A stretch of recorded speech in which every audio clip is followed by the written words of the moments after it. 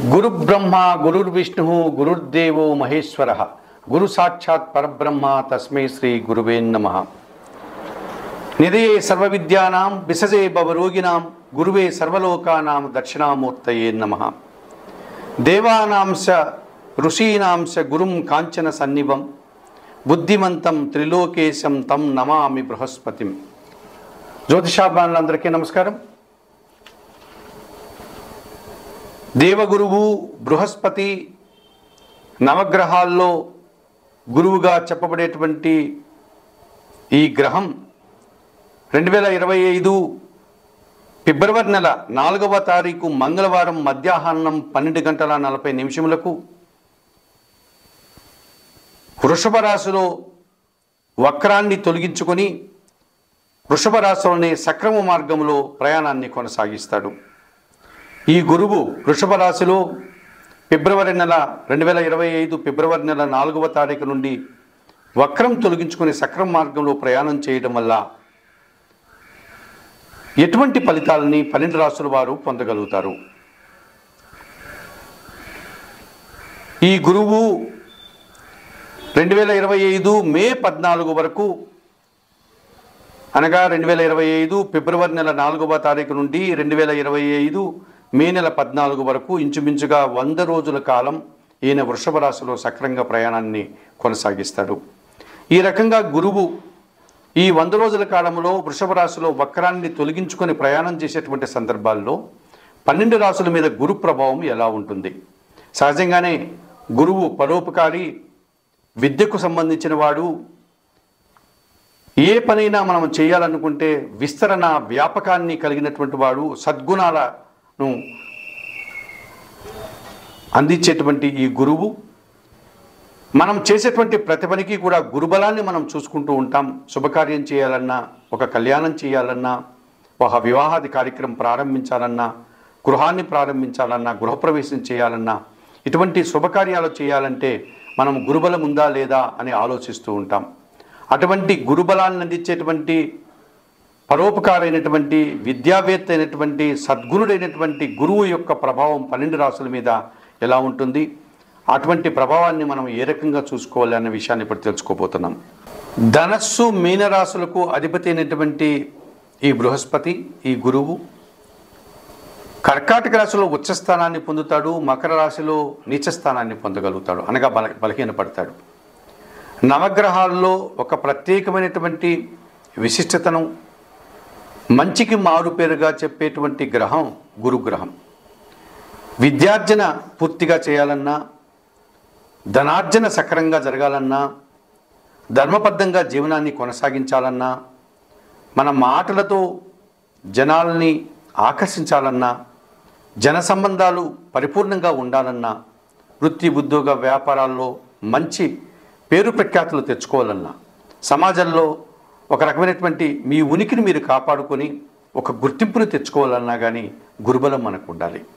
అటువంటి గురువు వృషభ రాశిలో ఈ 2025 ఫిబ్రవరి 4వ తారీఖు నుండి వక్రాన్ని తొలగించుకొని, అనగా ఇన్ని రోజులు వక్రించినటువంటి ఈ గురువు ఇప్పుడు సక్రమ మార్గంలో వృషభ రాశిలోనే 2025 మే 14వ తారీఖు వరకు అక్కడే ఆయన ప్రయాణాన్ని కొనసాగించి తర్వాత మిథున రాశిలోనికి ప్రవేశిస్తాడు।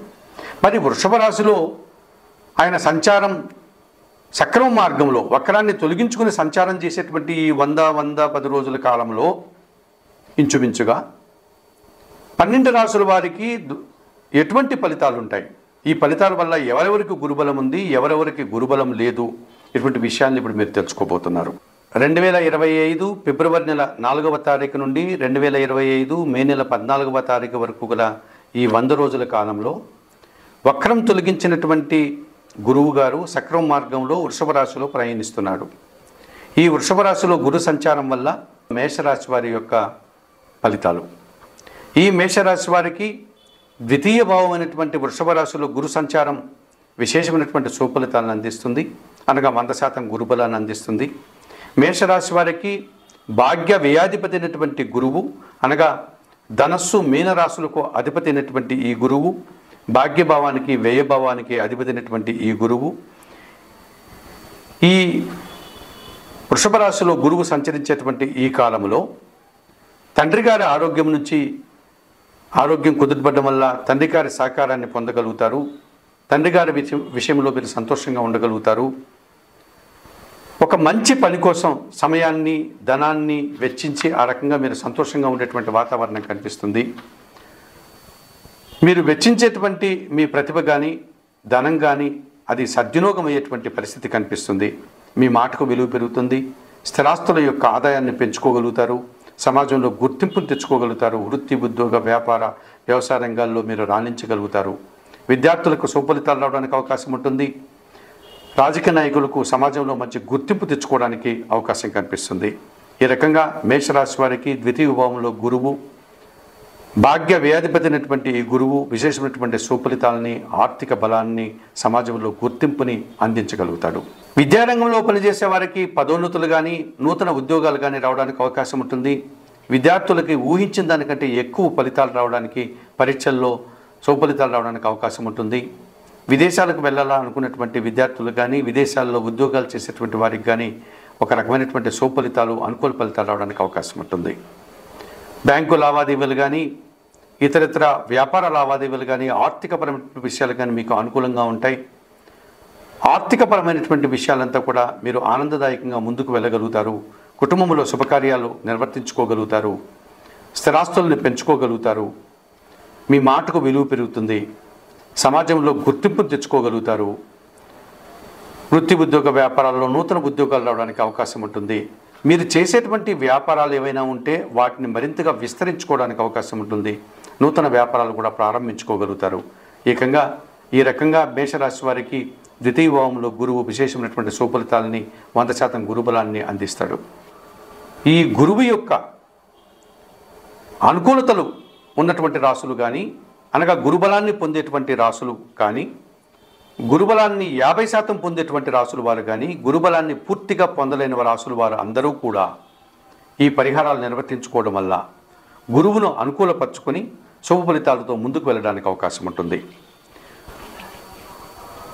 గురు సంబంధించినటువంటి దేవాలయాలకు వెళ్ళి అక్కడ అందుబాటులో ఉన్నటువంటి గురుదేవులను సందర్శించుకోవడం, రాఘవేంద్ర స్వామిని కానీ, దత్తాత్రేయ స్వామిని కానీ, దక్షిణామూర్తి స్వాముల వారిని కానీ, హయగ్రీవ స్వాముల వారి ఆలయాలకు వెళ్ళి అక్కడ స్వామివారిని సందర్శించి నమస్కరించుకొని అక్కడ అందుబాటులో ఉండే పూజాది కార్యక్రమాలు నిర్వర్తించుకోవడం.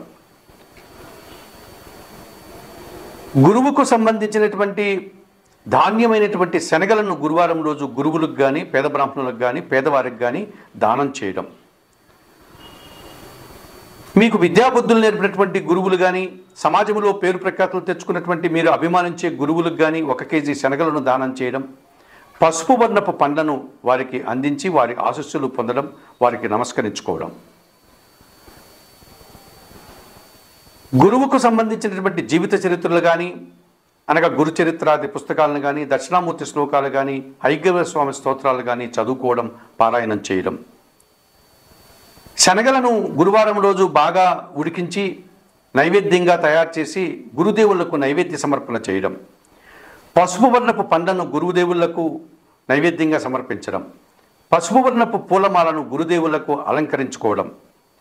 ఈ రకంగా మీరు గురువులకు అనేక పరిహారాలు నిర్వర్తించుకోవడానికి అవకాశం ఉంటుంది.